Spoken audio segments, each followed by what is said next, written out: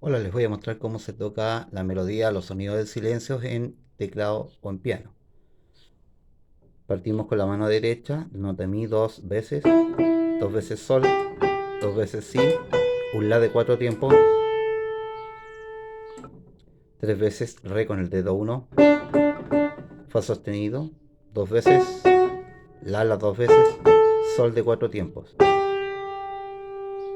Después viene tres sol, dos veces si, dos veces re, mi agudo y re. Repetimos dos veces nomás, ¿ya? Después viene sol, sol, mi, fa sostenido, sol, fa sostenido, mi, re, si, sol, sol, re, fa sostenido, sol, fa, sol, mi. Completo sería así.